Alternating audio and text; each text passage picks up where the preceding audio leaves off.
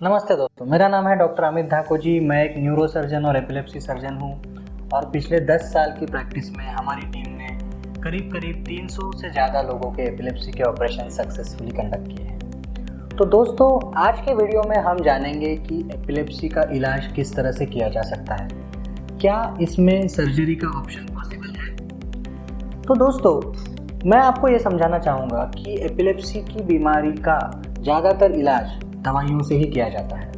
आज भी बहुत सारी नई दवाइयाँ मार्केट में आई हैं, अच्छी दवाइयाँ हैं जिनके साइड इफ़ेक्ट्स कम हैं और 60% एपिलेप्सी की बीमारी ये सिर्फ दवाइयों से कंट्रोल की जा सकती है। इसके बावजूद जो बचे हुए 30 to 40% पेशेंट्स हैं, उनमें अगर कंटिन्यूअस मतलब 2 से ज़्यादा दवाइयाँ लेने के बावजूद भी अगर बार बार फिट्स के झटके आ रहे हैं, तो इन पेशेंट्स में हम ये ढूंढने की कोशिश करते हैं कि क्या ये सर्जरी से ठीक हो सकते हैं। तो इन पेशेंट्स के सबसेट को हम बोलते हैं मेडिकली रिफ्रैक्टरी एपिलेप्सी।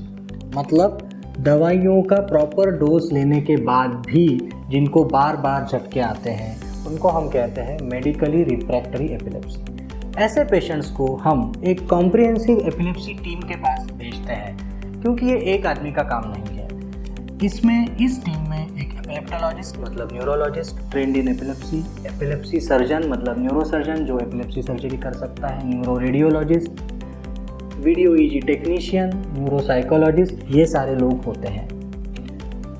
इन लोगों का मेन मकसद क्या होता है कि बार बार इस पेशेंट को फिट्स क्यों आ रहे हैं दवाइयाँ लेने के बावजूद भी। इसका मतलब उस पेशेंट के ब्रेन का कोई एरिया बहुत ज़्यादा एक्टिव है, बहुत ज़्यादा वहाँ पे स्पार्किंग हो रहा है, और वो कौन से एरिया से स्पार्किंग हो रहा है जो दवाइयों के एक्स्ट्रा डोसेस के बावजूद भी दब नहीं रहा है, सप्रेस नहीं हो रहा है। तो इस एरिया को हम बोलेंगे उगम बिंदु या इक्टल ऑनसेट जोन, मतलब जहाँ से फिट्स आपके जनरेट हो रहे हैं। तो जैसा कि दोस्तों हमने समझा है कि एपिलेप्सी के 2 टाइप्स होते हैं, एक होता है जनरल और एक फोकल।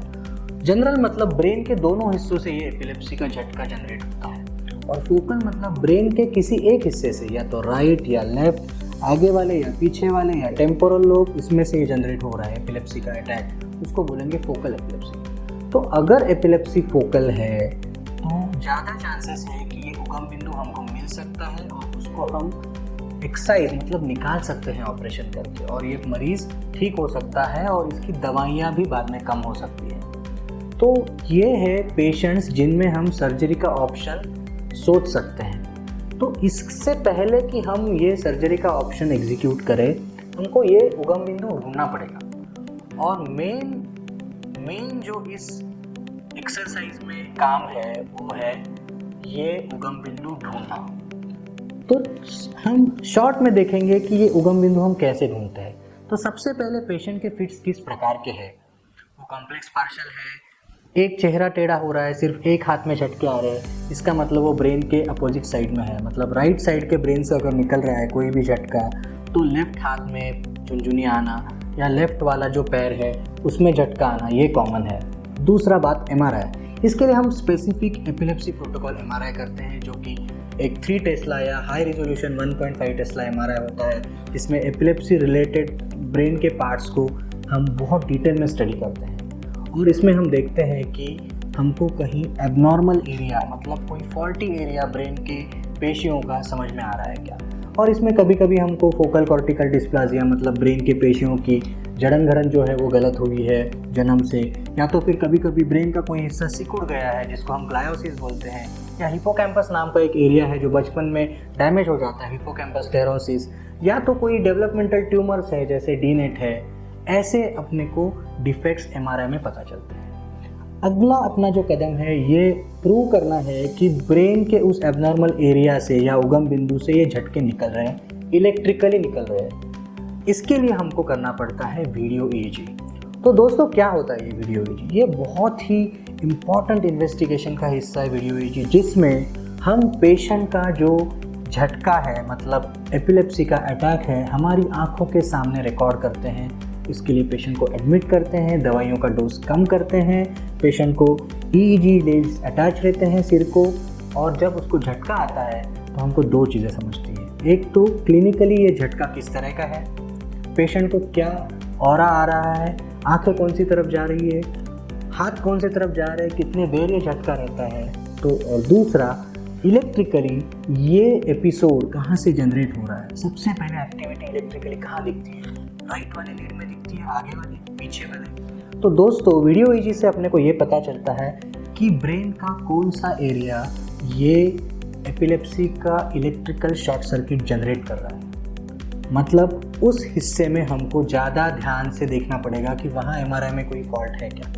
अगर एमआरआई और वीडियो ईजी का डेटा एक ही ब्रेन के हिस्से की तरफ पॉइंट करता है तो हम उसको बोलेंगे कॉन्कॉर्डेंस, मतलब अपने फाइंडिंग्स मैच हो रहे हैं। और वो हिस्सा अगर हम ऑपरेशन करके निकाल सकते हैं तो ये पेशेंट पूरी तरह से अपस्मार से मुक्त हो सकता है। तो दोस्तों आप पूछेंगे कि ये जो ऑपरेशंस है ये कितने कॉम्प्लिकेटेड है, इसमें कुछ पैरालिसिस वगैरह की डर रहता है क्या, या इसमें कुछ और कॉम्प्लिकेशंस हो सकते हैं क्या। तो मुझे ये आपको बताना है कि रूटीन न्यूरोसर्जिकल ऑपरेशंस के इतने ही ये ऑपरेशंस कॉम्प्लिकेटेड रहते हैं या सिंपल रहते हैं आप बोलिए, इसमें एक्सेसिव रिस्क कुछ भी नहीं है। इन ऑपरेशंस के दौरान हम ब्रेन के हिस्सों पे एक्चुअली इलेक्ट्रिकल लीड्स मतलब इलेक्ट्रोकॉर्टिकोग्राफी लीड्स रख के वहाँ से भी झटके रिकॉर्ड करते हैं और ब्रेन के उन्हीं हिस्सों को निकाला जाता है जो ज़्यादातर उस पेशेंट में कुछ काम का नहीं है। जैसा मैंने आपको बताया सिकुड़ना, ग्लायोसिस या हिप्पोकैम्पल स्क्लेरोसिस, इस पार्ट का फंक्शन ऑलरेडी उस पेशेंट में बंद हो चुका होता है। तो इस ब्रेन के हिस्से को निकालने के बाद पेशेंट को नया कोई प्रॉब्लम नहीं आने वाला है। कभी कभी ऐसा होता है कि ब्रेन के जो बहुत इंपॉर्टेंट एरियाज हैं, जैसे हाथ का एरिया है, पैर का एरिया है, वहाँ से निगडित ये उगम बिंदु होता है, उसके बहुत पास में उगम बिंदु होता है। तो ऐसे मरीजों में हम उनको अवेक रख के, मतलब उनसे बात करते करते या उनके हाथ पैर को मूवमेंट्स मॉनिटर करते हुए ऑपरेशंस करते हैं और हमारा ये प्रयास रहता है कि उस पेशेंट को नया कोई प्रॉब्लम, नया कोई पैरालिसिस या हाथ का प्रॉब्लम ना आए और उसके बावजूद भी हम वो उगम बिंदु मैक्सिमम तरीके से निकालें। तो इस तरह से हम ये ऑपरेशंस कंडक्ट करते हैं जिसमें जो ब्रेन का इलेक्ट्रिकली ख़राब हिस्सा निकाला जाता है और इसलिए पेशेंट का जो सर्किट होता है उसको हम ब्रेक करते हैं और उसका स्पार्किंग जो बोलते हैं हम वो कम हो जाता है और उसका दवाइयों का डोज कम हो जाता है, दवाइयों की फ्रीक्वेंसी कम हो जाती है और कुछ बीमारियों में हमको 90% तक सक्सेस मिलता है। लेकिन ये सक्सेस हर बीमारी में मिलेगा ऐसा नहीं है, कुछ बीमारियों में ऑपरेशंस के बाद 60 to 70% ही सक्सेस मिलता है। तो ज़्यादातर मैं ये कहूँगा कि जो ऑपरेशंस के लायक हमको मरीज़ लगते हैं उनमें ऑपरेशंस के बाद बहुत ज़्यादा फ़ायदे नज़र आते हैं। एक तो उनका दवाइयों का डोज कम हो जाता है, दवाइयों की फ्रीक्वेंसी कम हो जाती है, वो ज़्यादा कॉन्फिडेंट बनते हैं, झटकों का जो प्रमाण है वो बहुत कम हो जाता है।